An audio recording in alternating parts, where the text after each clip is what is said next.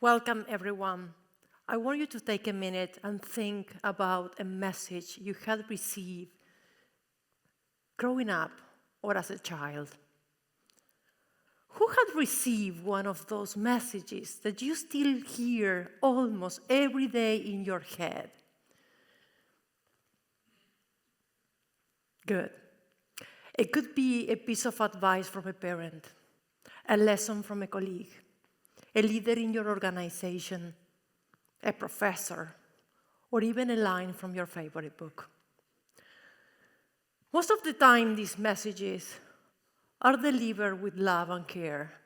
That is why they have an incredible power to shape and impact our life, either hindering or empowering our professional development. Having conversations around with my friends and colleagues around these messages, I had the opportunity to get to know what was the most impactful for them, such as women don't need education, they need to be home. Expect more of yourself. Women need to be independent. Success lies in traditional degrees. If you believe it, you can do it. Just to name a few. I was born and raised in Argentina within an immigrant family from Spain and Italy, in a culture that is very conservative and structured. Consequently, I had received one of those messages from my parents that significantly influenced my career decisions.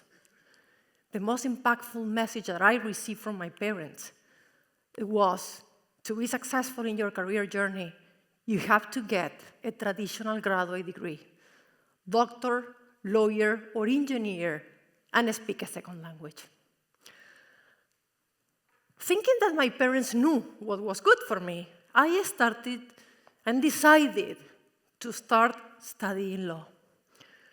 However, 4 years later, I found myself experiencing an emotional breakdown, which in Spanish we call it quiebre emocional, which is followed by a mix of emotions such as sadness, frustration, anxiety, and some sense of depression.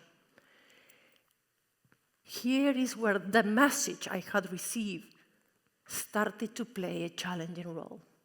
It ingrained in me a belief in my own potential, shaping what I was told about what success looks like. That is why I started questioning myself. Is this truly what I want? Do I see myself being a lawyer?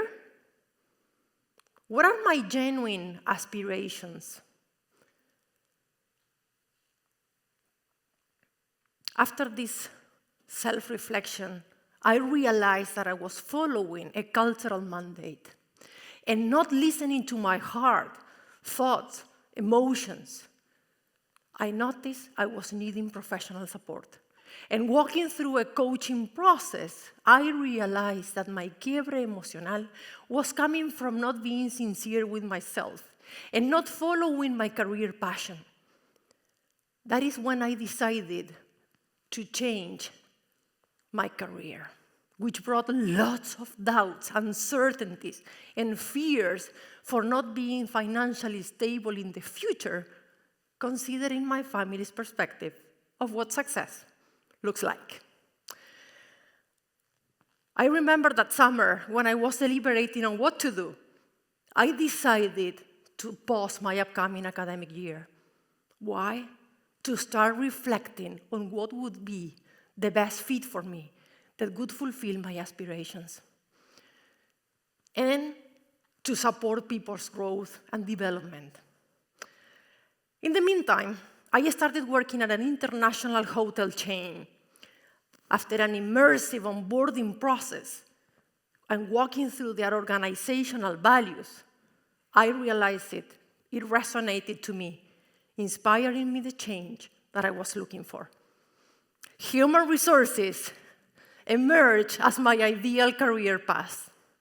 Here is where the message I had received, I became aware that was limiting my thoughts, my emotions, my thoughts, my emotions, my belief, and ultimately my actions.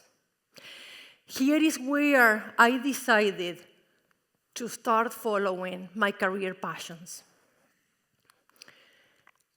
An Argentine neuroscientist, Mariano Sigman, emphasized how our language holds the power to shape and transform our mental experience. Our words can soothe or harm, create stigmas, and influence our self-perception, often as without realizing the impact on opportunities. I remember my eldest sister when she used to drop her kids off to school every day. And before they get out of the car, she used to tell them an empowering message to help them move forward in their life. Don't let anyone ruin your day. Given the significant importance that we give to what our parents tell us, Laura Goodman, an Argentine psychotherapist, wrote a book called El Poder del Discurso Materno, which in Spanish is Mother is Power. She ascribed, and she says in her book, that we ascribe powerful meaning to what our parents tell us. We use that or interpret that as directions, as guidance. She brought a beautiful example in her book saying that let's imagine an actor going on a stage without having the script written to recite. It would be terrible. So she draws a parallel with Mother is Power, saying that it provides us with a script to navigate life's journey. These messages echoes our minds and hearts. That is why they become the narratives we tell about ourselves, about who we are and what we are capable of. But we do have the power to challenge and redefine those messages through a process of self-discovery. Self-discovery takes courage, and it is an ongoing process. But it's okay to evolve as we grow and redefine these messages. Professional support and an intentional effort can significantly contribute to this transformative journey. The Argentinian culture wasn't the issue for me. Regardless of your cultural background, it's all about being true to yourself.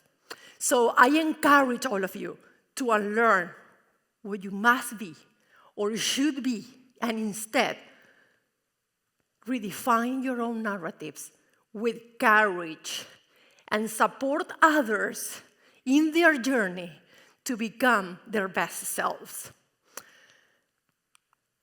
Let's connect with the essence of our messages, of our journey, with the impact of the messages growing up.